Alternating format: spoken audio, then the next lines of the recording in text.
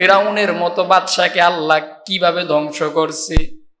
এজন্য ভাইরা আমার, সম্পদের অহংকারী করা যাবে না। এরপর অনেকেই আরেকটা অহংকার করে, শিক্ষার অহংকার। কিসের অহংকার? শিক্ষার অহংকার করে যে আমার কত টাইটেল আছে জানোস, শিক্ষার অহংকার করে। কিসের অহংকার? শিক্ষার। ও ভাই, আপনার এই টাইটেল কিন্তু কবরের মধ্যে কামে লাগবে না। কবরের মধ্যে কি আল্লাহ দেখবে যে কে A+ পেয়েছে আর কে গোল্ডেন প্লাস পেয়েছে? এটা দেখবে আল্লাহ? এটা দেখবেন। এজন্য শিক্ষার অহংকারী করবেন না। আপনি লেখাপড়া করছেন, আল্লাহ আপনার সামর্থ্য দিছে তো আপনি লেখাপড়া করছেন, কিন্তু অনেকেই তো আছে যে লেখাপড়া করতে পারে নাই, ফ্যামিলির চাপে লেখাপড়া করতে পারে নাই। ছোটবেলা, ছোট বয়স ছিল, বাবা মারা গেছে, বাবা পড়ালেখার খরচ দিতে পারে নাই, এজন্য অনেক বড় ভাইয়েরা লেখাপড়া করতে পারে নাই। বড় ভাই লেখাপড়া না কইরা ছোট ভাইরে লেখাপড়া করাইছে, কিন্তু 20 বছর 25 বছর পর ছোট ভাই আর বড় ভাইরে চিনে না, বড় ভাইরে দাম দেয় না। কারণ ছোট ভাই তো একটা বড় অফিসের ম্যানেজার হয়ে গেছে, আর বড় ভাই ওই যে ছোটবেলার থেকে পড়াবাদ দিছে। পড়াবাদ দেওয়ার কারণে ভাই তো কৃষি কাজ করে, আর ছোট ভাই তো বড় স্যার হয়ে গেছে। এই যে অহংকার, আল্লাহ বলতেছেন অনেকেই শিক্ষার অহংকার করে না। শিক্ষার অহংকার করবেন না। আল্লাহ সামর্থ্য দিছে তো আপনি শিখছেন, আর সামর্থ্য দেয় নাই, শিখেন নাই। আপনার এই দুনিয়াবি ডিগ্রি কবরের মধ্যে কোনো কাজে আসবে না। কথা বলেন ঠিক কিনা? আবার সমাজের মধ্যে অনেক লোক আছে যে তারা মেধার অহংকারী করে। কিসের অহংকারী? বুদ্ধির অহংকারী। এমনও তো বুদ্ধিজীবী ছিল যে বুদ্ধি বেচা বেচা খাইছে। কথা বলেন ঠিক কিনা? ছিল না? আরে আমাদের দেশে ছিল না? বুদ্ধিজীবীরা ছিল না? বুদ্ধি বেচা বেচা খাইতো সংসদে। কথা বলেন না কেন আপনারা? ছিল কিনা? কথা বলেন ভাইরা আমার। তো যারা বুদ্ধির অহংকারী করে, জ্ঞানের অহংকারী করে, একসঙ্গে পড়ালেখা করছে, কেমনে বুদ্ধির অহংকারী করে বুঝেন? যে ক্লাসের 1 নম্বর ছাত্র 5 নম্বর ছাত্রের সাথে কথা বলে না, বলে তোর সাথে কেন কথা কমু, আমার তো মেধার স্থানে 1, তোর তো 5, তোর সাথে আমার কথা বলা যাবে না। এই যে অহংকারী, আল্লাহ বলতেছেন এই অহংকারী, এটা করা যাবে না। ইন্নাল্লাহা লা ইউহিব্বুল মুতাকাব্বিরিন। আমার আল্লাহ অহংকারীদেরকে পছন্দ করেন না। অহংকার এটা মিনাল কাবাইর, মারাত্মক কবিরা গুনাহ। আল্লাহ তাআলা শুধুমাত্র মানুষের সাথে অহংকারী করতে নিষেধ করেন নাই। আমাদের তো বুজুর্গরা এমন ছিলেন যে তারা পশু পাখির সাথে অহংকার করতো না, কিন্তু আমরা তো এমন করি যে পশু পাখি আর মানুষ বুঝি না। আমরা সর্ব সেক্টরে আমরা শুধু অহংকারী করি। কিন্তু আমাদের বুজুর্গদের মধ্যে অনেক বুজুর্গরা ছিল, তারা পশু পাখির সাথে অহংকারী করতো না। যেমন একজন বুজুর্গ ছিল শায়েখ রেফাই রহমাতুল্লাহ আলাই। তিনি কত বড় বুজুর্গ, যিনি আল্লাহর রসুলের রওজার সামনে দাঁড়ায়া সালাম দিছে, সঙ্গে সঙ্গে রসুলের রওজা থেকে সালামের জবাব আসছে। বলেন সুবহানাল্লাহ। এত বড় বুজুর্গ শায়েখ রেফাই রহমাতুল্লাহ আলাই রাস্তা দিয়ে হেঁটে যাচ্ছে, ওই রাস্তা দিয়ে একটা কুকুর আসতেছে। রাস্তাটা চিকন, ডান পাশেও ময়লা, বাম পাশেও ময়লা। কুকুরও আসতেছে, শায়েখ রেফারিও যাইতেছে। হঠাৎ করে দুইজনে মুখে মুখে দাঁড়ায় গেছে। কেরামতুন হক, আউলিয়ায়ে হক, আউলিয়ায়ে কেরামের কারামত, এটা সত্য, এটা বাস্তব। আল্লাহ পাক মাঝে মাঝে আল্লাহর বুজুর্গ বান্দাদেরকে দিয়ে বিভিন্ন অলৌকিক ঘটনা ঘটায়, এ বিশ্বাস আছে তো ইনশাআল্লাহ। তো কুকুর মুখোমুখি দাঁড়ায় গেছে। শায়েখ রেফাই কুকুরকে ডাক দিয়ে বলে, কুকুর তুই রাস্তা ছাইরা দে। কুকুর বলেন, না আমি ছাড়বো না, আপনি সরেন। রেফাই বলেন, না রে কুকুর, না আমি রাস্তা ছাড়বো না, তুই রাস্তা ছাড়। কুকুর বলে, কেন রাস্তা ছাড়বেন না? নিজেরে কি খুব বড় মনে করেন নাকি? শায়েখ রেফাই ডাক দিয়া বলে, না রে কুকুর, নিজেরে বড় মনে করি না, কারণ এই যে ড্রেনে যে ময়লা পানি, আমি তো নামাজ পড়ব, আমি যদি ময়লা পানিতে পা দেই আমার শরীরটা নাপাক হয়ে যাবে। আর তুই তো কুকুর, তুই তো আগের থেকেই নাপাক, তুই যদি ময়লা পানিতে পা দেস তুই তো নাপাক হবি না, কিন্তু আমি তো নাপাক হয়ে যাবো, আবার ধুইতে হইবা, তারপর নামাজ পড়তে হবে। কুকুর ডাক দিয়ে বলে, রেফাই শরীরের মধ্যে নাপাক লাগলে পানি দিয়া ধুইলে নাপাকি দূর হয়, কিন্তু কলবের মধ্যে অহংকারের নাপাক যদি লাগে, ওই নাপাকটা দুনিয়ার কোনো পানি দিয়া পরিষ্কার করা যায় না। বুঝছেন কথা? শায়েখ রেফাই রহমাতুল্লাহ আলাইহি কথাটা শুনার সঙ্গে সঙ্গে কুকুরের রাস্তা কইরা দিছে। পিছনে তাকায় দেখে যে আর কুকুর নাই, এটা আল্লাহ পাক পাঠাইছেন, আল্লাহর বুজুর্গ বান্দা। আল্লাহ পাক অলৌকিক একটা ঘটনা ঘটিয়েছেন, শিক্ষা দিয়েছেন। কি শিক্ষা? যে শায়েখ রেফাই রহমাতুল্লাহ আলাইহি নিজেকে কুকুরের চেয়েও ভালো মনে করেন। একজন কুকুর, একটা কুকুর নিকৃষ্ট প্রাণী, তার চেয়েও কি নিজেকে বিনয়ী, মান তাওয়াজা লিল্লাহ রাফাআহুল্লাহ, যে ব্যক্তি আল্লাহর জন্য বিনয়ী হয় আল্লাহ পাক তার মর্যাদা কি করে? বৃদ্ধি করে দেয়। এজন্য ভাইরা আমার, অহংকারী করা যাবে না। কি করা যাবে না? অহংকারী করা যাবে না।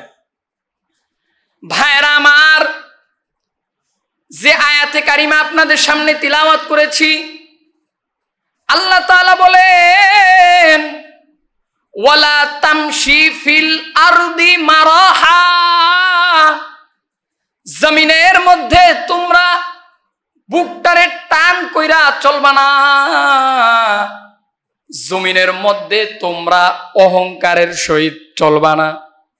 ইন্নাকা লাং তাখরিকাল আরদা ওয়ালান তাবলুগাল জিবালা তুলা, তোমরা যে এইভাবে অহংকারী করে চলতেছো, তোমরা তো পাহাড়ের চেয়েও বেশি উঁচা হইতে পারবা না, জমিনটারে ফাড়ায় নিচে চলে যেতে পারবা না, তারপরও কেন তোমরা এত অহংকারী করো? এরে মানুষ, অহংকারী করিও না, অহংকার এটা খারাপ গুণ। কেউ যদি অহংকারী করে, সে ব্যক্তি আস্তে আস্তে ধ্বংস হয়ে যায়। কি হয়ে যায়? ধ্বংস হয়ে যায়। যেমন অহংকার করেছিল ইবলিস শয়তান।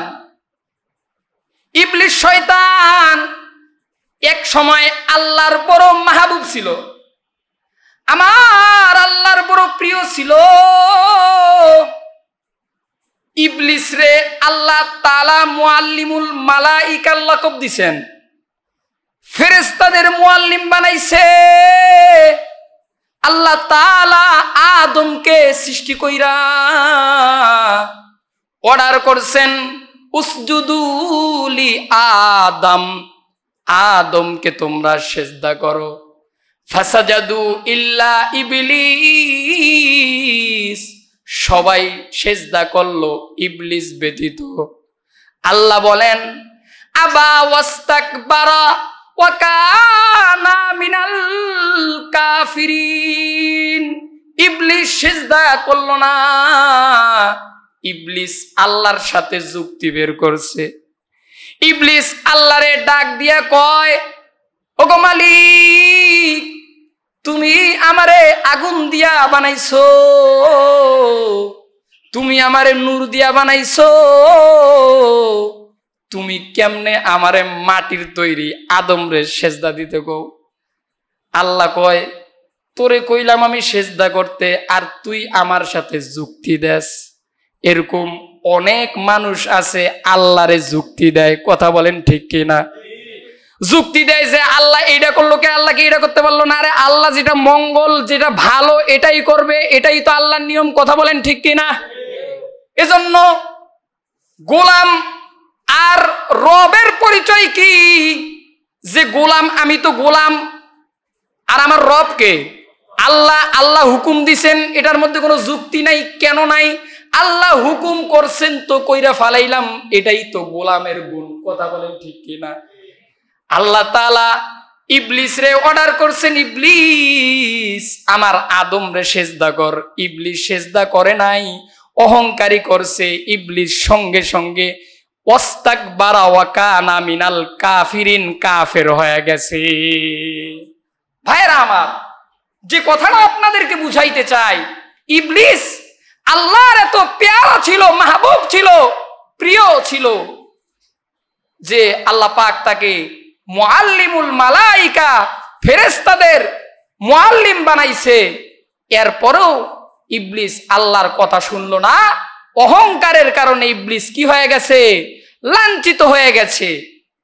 এখনো আপনি এই সমাজেও দেখেন, যে বা যাহারা অহংকারী করে, এরকম পরনিন্দা হিংসা করে, তারাও কিন্তু এক সময় ধ্বংস হয়ে যাবে, কথা বলেন ঠিক কিনা? অতীতে যারা অহংকারী করেছে, ক্ষমতার অহংকারী, টাকা পয়সার অহংকারী, সমস্ত প্রকার অহংকারী যারা করেছে, তারা এখন কিন্তু নাই, কথা বলেন ঠিক কিনা? এখনো যারা অহংকারী করতেছে, সাবধান হয়ে যান। অতীতের শিক্ষা থেকে শিক্ষা নেন। শিক্ষা যদি না নেন, তাহলে আগামীতে আরো ভয়াবহ সমস্যা, পতন হতে পারে, কথা বলেন ঠিক কিনা? ভাইরা আমার, এজন্য অহংকারী করা যাবে না, অহংকার করা যাবে না। অহংকার এটা তো কেবলমাত্র আমার আল্লাহর জন্য শোভা পায়। আর যদি কারো জন্য শোভা পেত, সেটা আপনার আমার পয়গম্বর নবী মুহাম্মদুর রাসূলুল্লাহ সাল্লাল্লাহু আলাইহি ওয়াসাল্লামের জন্য শোভা পেত, কথা বলেন ঠিক কিনা? কারণ আপনার আমার পয়গম্বর কোন দিক দিয়ে ছোট? আপনি কোন দিক দিয়ে বলবেন? বলেন আমাকে, আমি সেদিক দিয়ে আমার নবীকে বড় করব। শিক্ষার দিক দিয়ে বলবেন আমার নবী আউয়ালিন আল আখিরিন, সমস্ত প্রকার জ্ঞান আছে। ক্ষমতার দিক দিয়ে বলবেন, ক্ষমতাও আমার নবীর আছে। আমার নবীর টাকা পয়সার অভাব নাই।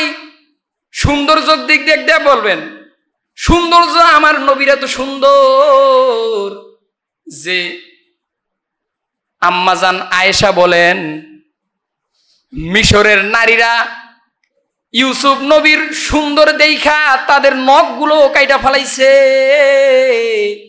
কিন্তু আল্লাহ তাআলা আমার ঘরে যেই সূর্যটা দিছে, কামলিওয়ালা সরকারে দো আলম মুহাম্মাদুর রাসূলুল্লাহ সাল্লাল্লাহু আলাইহি ওয়াসাল্লামকে আমার আল্লাহ এত সুন্দর করে বানাইছে, মিশরের নারীরা তো তাদের হাতের আঙ্গুল কাইটা ফেলাইছে। দুজাহানের কামলিওয়ালা মুহাম্মাদুর রাসূলুল্লাহরে যদি তারা দেখতো, তারা তাদের আঙ্গুল কাটতো না, বরং কলিজাটা পর্যন্ত কেটে ফেলতো। সুবহানাল্লাহ। আমার নবী এত সুন্দর ছিল, আমার নবীর সব দিক দিয়া ছিল, কিন্তু আমার নবী কখনো অহংকার করে নাই। কি করে নাই? এজন্য ভাইরা আমার, এই যে মুহররম মাস চলতেছে, মুহররম মাসের অনেক আমল আছে, অনেক আমল আছে। কতগুলো আমলের কথা বলবো, আর শুধুমাত্র ওয়াজ শুনে মানুষ বুঝে না, আমল করে না। মুহররম মাস যেহেতু চলতেছে, এক নম্বর আমল নিবেন যে অহংকারী করব না। কি করব না? মুহররমের শিক্ষা যে জীবনে যতদিন বাঁচবো অহংকার করব না। কি করব না? অহংকার করব না। জমিনের মধ্যে যখন চলবো, ওয়ালা তামশি ফিল আরদে মারহা, তখন কিভাবে চলতে হবে? মাথাটাকে নিচু বিনয়ের সহিত চলতে হবে, অহংকার প্রকাশ করা যাবে না। ইনশাআল্লাহ বলেন ইনশাআল্লাহ। ভাইরা আমার, তো যেহেতু মুহররম মাস চলতেছে, আল্লাহ রাব্বুল আলামিন বলেন ইন্না ইদ্দাতাশ শুহুরি ইনদাল্লাহি 12 শাহরা ফি কিতাবিল্লাহি ইয়াউমা খালাকাস সামাওয়াতি ওয়াল আরদা মিনহা আরবাতুন হুরুম। আল্লাহ বলেন যেদিন থেকে আসমান এবং জমিন সৃষ্টি হয়েছে সেদিন থেকে আমি আল্লাহর গণনায় 12 মাসে 1 বছর, এর মধ্যে 4টা মাস বড় সম্মানিত, 4 মাসের মধ্যে একটা হলো মুহররম। এই মুহররম মাসের কি আমল করবেন? আল্লাহর রাসূল বলেন শাহরুল্লাহিল মুহররম। মুহররম এটা হলো স্বয়ং আল্লাহ তাআলার মাস। কার মাস? মুহররম এটা হলো আল্লাহর মাস। এই মুহররমের অনেক আমল আছে। মুহররমে আল্লাহর রাসূল বেশি বেশি নফল রোজা রাখতেন। কি রাখতেন? নফল রোজা। সুনায়ে নাসাই শরীফের একটা হাদিসের কিতাব, এই হাদিসের কিতাবের 2416 নম্বর হাদিস, হাদিসের বর্ণনাকারী আন হাফসা রাদিয়াল্লাহু আনহা আরবাউন নাবিয়্যা সাল্লাল্লাহু আলাইহি ওয়াসাল্লাম সিয়ামে ইয়াউমে আশুরা। আল্লাহর রাসূল সাল্লাল্লাহু আলাইহি ওয়াসাল্লাম বলেন, হযরত হাফসা রাদিয়াল্লাহু আনহা থেকে বর্ণিত যে তিনি বলেন আল্লাহর রাসূল 4টা আমল কখনো ছাড়েন নাই। কয়টা আমল? সকলেই বলেন কয়টা আমল? ভালো করে মনে রাখেন, আল্লাহর রাসূল 4টা আমল কখনো ছাড়েন নাই। 4 আমলের মধ্যে 1 নম্বর আমল সিয়ামে ইয়াউমে আশুরা। আশুরার রোজা আল্লাহর রাসূল কখনো ছাড়েন নাই। 2 নম্বর ওয়াল আশর, অর্থাৎ জিলহজের প্রথম 9 দিনের রোজা আল্লাহর রাসূল ছাড়েন নাই। 3 নম্বর আল্লাহর রাসূল যে আমল করতেন, প্রত্যেক মাসের 3 দিন আইয়ামে বীজের 3 দিনের রোজা আল্লাহর রাসূল ছাড়েন নাই। 4র্থ ওয়ারাকাতাইনে কবেলাল গদা, ফজরের ফরজ নামাজের আগের যেই সুন্নত 2 রাকাত নামাজ আছে, এই 2 রাকাত নামাজ আল্লাহর রাসূল কখনো ছাড়েন নাই। বলেন সুবহানাল্লাহ। ভাইরা আমার, নাসাই শরীফের 2416 নম্বর হাদিস, এই হাদিসের আমল করেন। 4টা আমল, মারাত্মক দামি দামি আমল। কয়টা আমলের কথা বলছি? 1 নম্বর সিয়ামে ইয়াউমে আশুরা, আশুরার রোজা। 2 নম্বর কি বলছিলাম? জিলহজ মাসের প্রথম 9 দিনের রোজা। এই বিষয়ে আলোচনা করছি, শুনছেন আপনারা। 3 নম্বর প্রত্যেক মাসের 3 দিন রোজা, আইয়ামে বীজের রোজা। 4 নম্বর ফজরের নামাজের, ফরজ নামাজের আগের সুন্নত 2 রাকাত। পড়তে পারবেন তো ইনশাআল্লাহ? এই 4টা আমল করবেন। ভাইরা আমার, এবার আসেন, কেউ যদি আশুরার রোজা রাখে, আশুরার রোজার কেমন ফজিলত? আল্লাহর রাসূল হাদিসের মধ্যে বলেন ক্বালা রাসূলুল্লাহি সাল্লাল্লাহু আলাইহি ওয়াসাল্লাম আফজালুস সিয়ামি বাদা রমাদান শাহরুল্লাহিল মুহররম। আল্লাহর রাসূল হাদিস শরীফের মধ্যে বলেন রমজান মাসের পর রোজা রাখার সবচেয়ে দামি মাস, উত্তম মাস হচ্ছে মুহররম মাস। বলেন সুবহানাল্লাহ। এই মুহররম মাসের রোজার কেমন দাম, কেমন দাম! আল্লাহর রাসূল হাদিস শরীফের মধ্যে বলেন ক্বালা রাসূলুল্লাহি সাল্লাল্লাহু আলাইহি ওয়াসাল্লাম, ক্বালা রাসূলুল্লাহি সাল্লাল্লাহু আলাইহি ওয়াসাল্লাম সিয়ামে ইয়াউমে আশুরা আহতাসিবু আলাল্লাহি আন ইউকাফিরা সানাতাল্লাতী ক্বাবলা।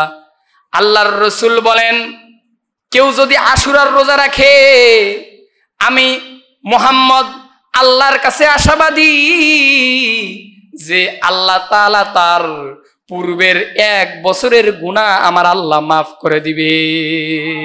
এজন্য আশুরার রোজা এটা অনেক ফজিলত। এই আশুরার রোজা তো উম্মতে মুহাম্মাদি আমাদের উপর যখন রমজানের রোজা ফরজ ছিল না, পৃথিবী সৃষ্টি হওয়ার পর থেকে এই আশুরার রোজা ফরজ ছিল। কি ছিল? ফরজ ছিল।